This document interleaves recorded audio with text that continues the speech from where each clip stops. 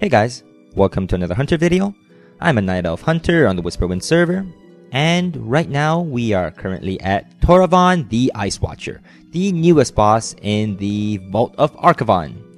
And this boss basically drops new tier 10 gear, and if you don't have any, then you should be doing this pretty much every single week.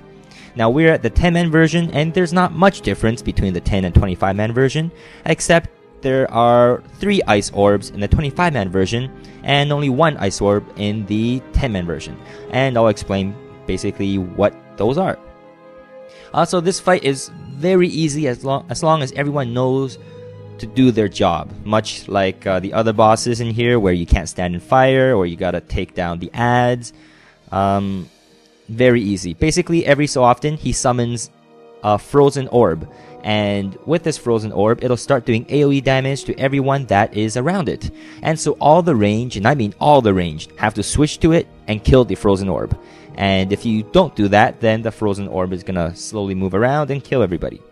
Now the frozen orbs, you are able to taunt it as a hunter with distracting shot. And so if it gets too close to the melee or the healers, you can taunt it over to you. You can't slow it down, unfortunately, with any slowing spells. However, once it does get too close and you can't run away anymore, there are a few tricks you can do. One of them is deterrence, which will stop all the damage, and also disengage to get away from it further. And you just saw a whiteout. A whiteout is what he uses after each frozen orb, a short time afterwards. And it basically does entire raid-wide damage that does about 10 to 15k of ice or frozen damage, and it'll increase your ice damage taken by additional 25% every time he uses it. And so far he's cast 2 of the whiteouts. And that's basically the fight. The tanks have to switch because he casts a debuff, a stacking debuff, which does some dot damage. And so tanks should switch between 5 to 10 stacks.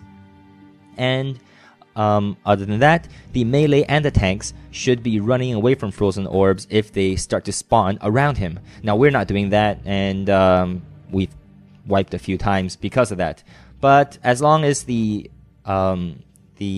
ranged are fast on how they kill the frozen orb, then this entire boss should be a walk in the park.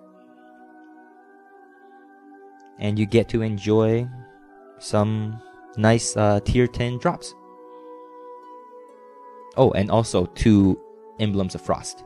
Now, just as a note, if you see those round auras on the ground once he casts a frozen orb, that means that is where it's gonna spawn. And so you have to make sure you do not stand right on top of it, because if it's around you, it'll do about 3 to 4k damage per second of ice damage. And with more whiteout stacks, then you're going to be taking, right now we have 4, so twice the amount of damage from frozen orbs.